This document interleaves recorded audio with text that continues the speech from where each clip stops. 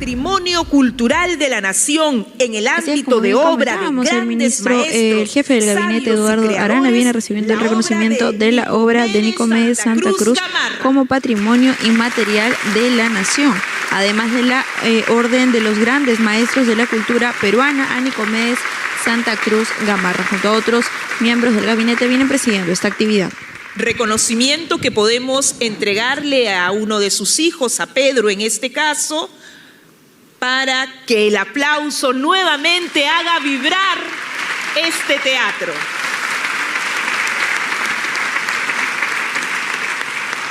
Además, recordamos que Nicomedes Santa Cruz Gamarra, en el marco de su centenario de su nacimiento, nos permite saber nuevamente de su obra. Esta iniciativa está permitiendo difundir y visibilizar el legado de quien es el artista afroperuano más representativo del país.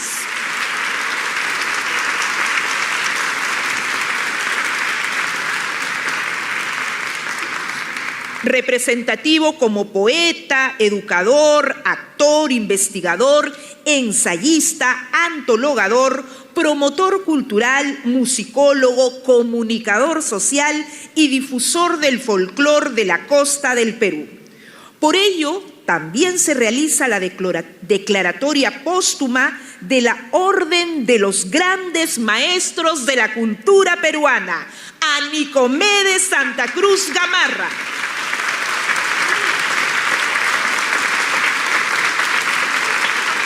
Siendo esta la primera declaratoria otorgada en el Perú. Con resolución suprema número 012-2025-MC, se resuelve, artículo 1, otorgar a título póstumo el reconocimiento de los grandes maestros de la cultura peruana al señor Nicomedes Santa Cruz Gamarra en la subcategoría Promoción de los Derechos del Pueblo Afroperuano, por su legado como referente imprescindible para las nuevas generaciones y una herramienta potente para las políticas públicas en materia de memoria, justicia y diversidad.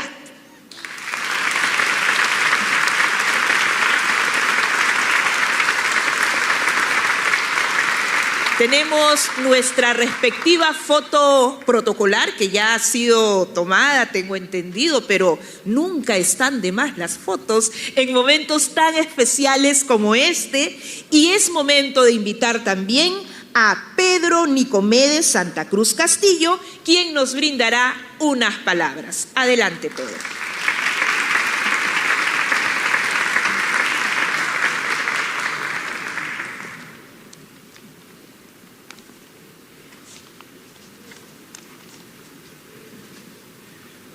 Corría el año de 1957, cuando mi abuelo, ya muy enfermo, le dijo a su hijo Nicomedes: «Lo felicito, señor Santa Cruz, está usted dando de qué hablar».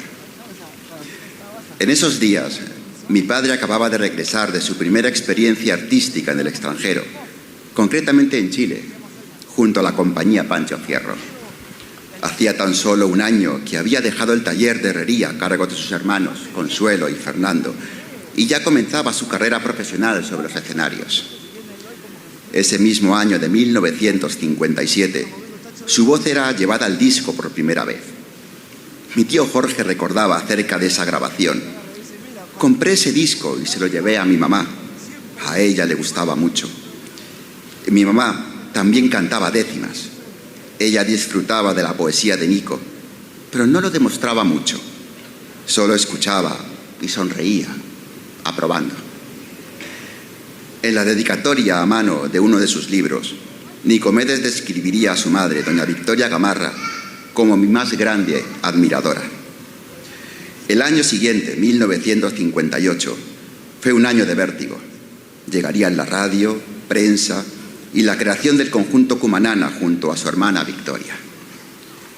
Y poco después la televisión, la publicación de libros con tirajes de miles de ejemplares, algo impensable para un libro de poesía común.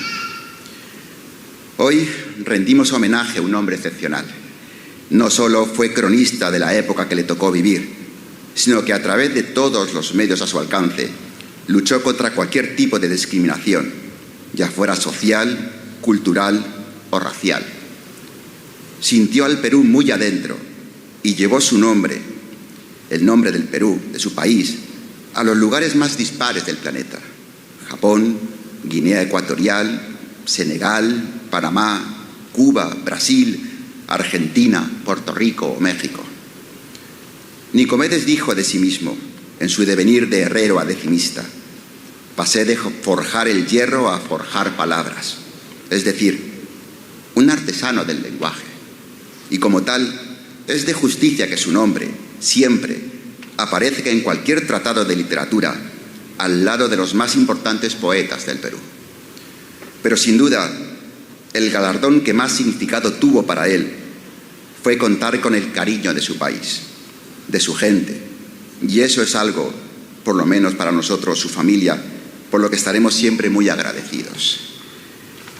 Para terminar, solo me queda dirigirme al propio Nicomedes, allí donde esté, en nombre de mi hermano Luis Enrique y mi madre Mercedes, para decirle: lo felicito, señor Santa Cruz, está usted dando de qué hablar. Gracias.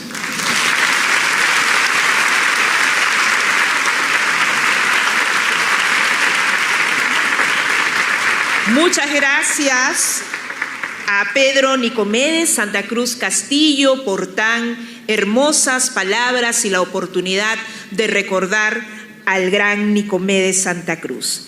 Invitamos al podio principal al señor presidente del Consejo de Ministros, Eduardo Melchor Arana Issa.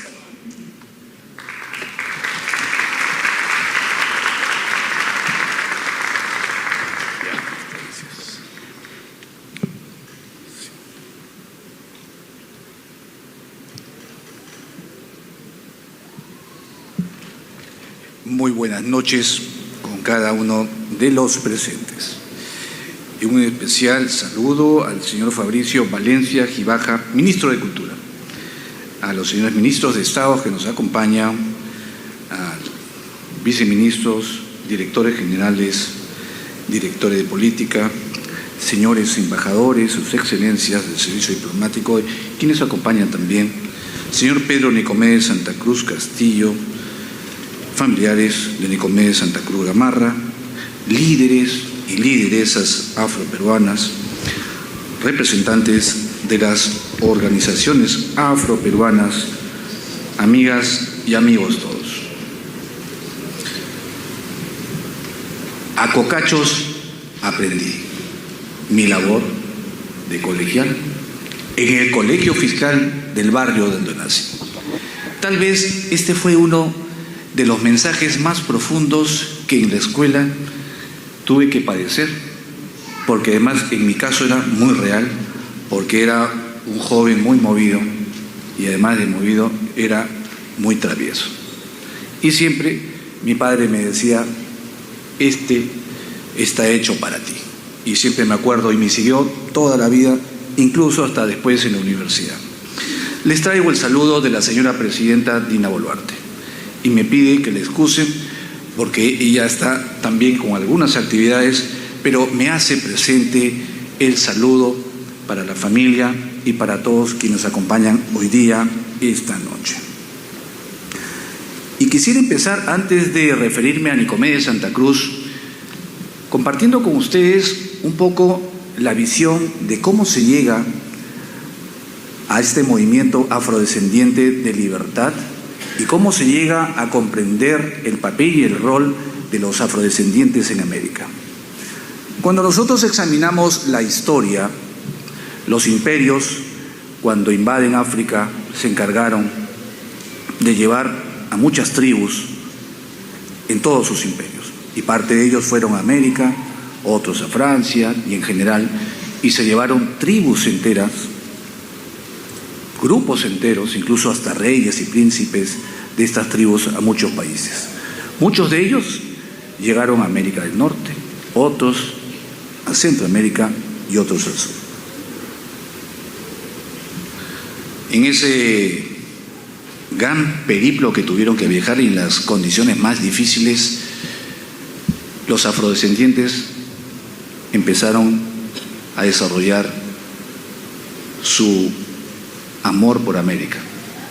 En América del Norte, luego de la independencia, se generó todo un movimiento que pretendía darles un valor, y como ustedes sabrán, en Estados Unidos no hubo esa primera aproximación al concepto de libertad, y podremos decir con ciencia cierta que incluso esta guerra de secesión que tuvieron en Estados Unidos fue en gran parte por la liberación de los esclavos afrodescendientes. En Estados Unidos tuvo que pasar muchísimo tiempo para darle valor a los afrodescendientes, y no es sino hasta mucho después de 1900 en el que los movimientos por la negritud empezaron a tener preponderancia. Este movimiento de este afrodescendiente de Martinica, Aimé, César Aimé y otros más, empezaron a valorar y revalorar a la cultura africana y sobre todo el papel de los afrodescendientes en América. 1925 es una época muy interesante porque incluso no se les permitía a los afrodescendientes en América del Norte a desarrollar actividades artísticas y menos de teatro. Pero gran parte del cambio y del posicionamiento ideológico de los afrodescendientes se debe, además de lo ideológico, a la música.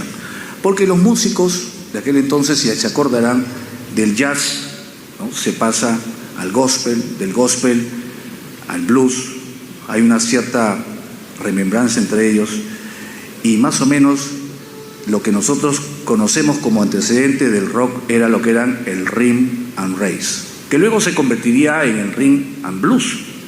Y es el rhythm and blues cuando las disqueras empiezan a dar cuenta que la música en Estados Unidos del rhythm and blues o el rhythm and race era tan importante, la cantidad de discos que vendían, que se apropian de este modelo conceptual y lo convierten en el rock y lo hacen parte de su cultura, y ahí es donde nace el rock. Es parte de la verdad. Entonces, el origen del rock y de este pop tiene origen, y los afrodescendientes empezaron a darse cuenta, además ideológicamente con la música, que habían hecho un cambio. Ese cambio, que ya incluso ustedes recordarán a Rosa Parks, aquella que no se quiso levantar en el autobús, un gran mensaje, y tal vez uno de los más importantes, el de Martin Luther King, en sus sueños de libertad.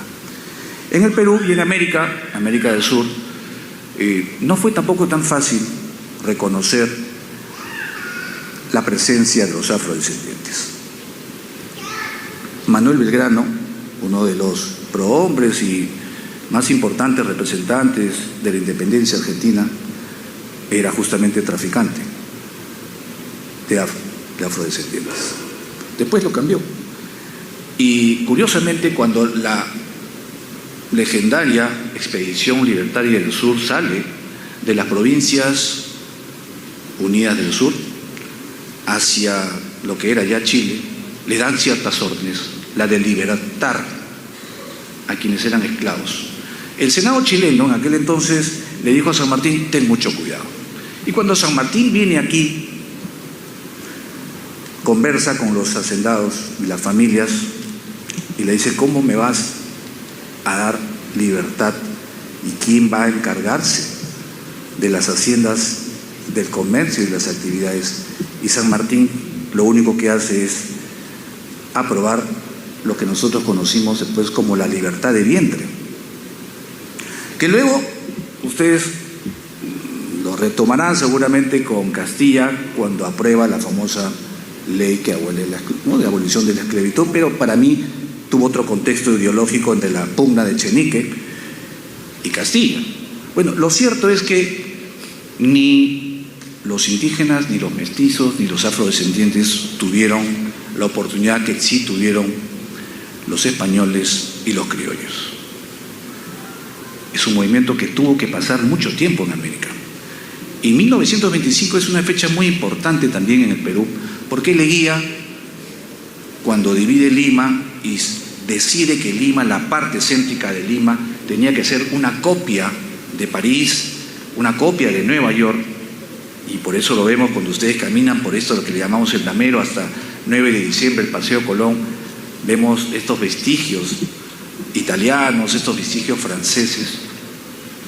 Se le ocurrió que a los afrodescendientes tenían que irse a la Victoria, y determinó que los afros fueran a la Victoria. Él decide en esa época que el barrio para ellos era la Victoria, y que tenía el nombre de la Victoria por Echenique, que lo cuenta también el famoso tradicionalista Ricardo Palma, que dicho sea de paso, era como se conocía en aquel entonces cuarterón. Cuarterón porque tenía una abuela descendiente afrodescendiente.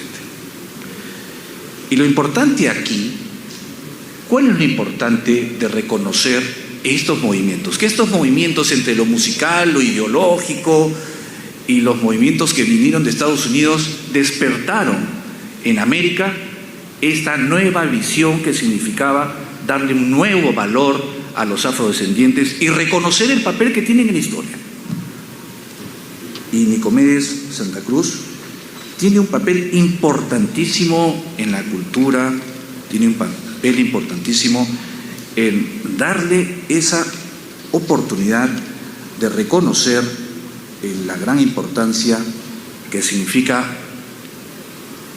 los afrodescendientes en nuestro país.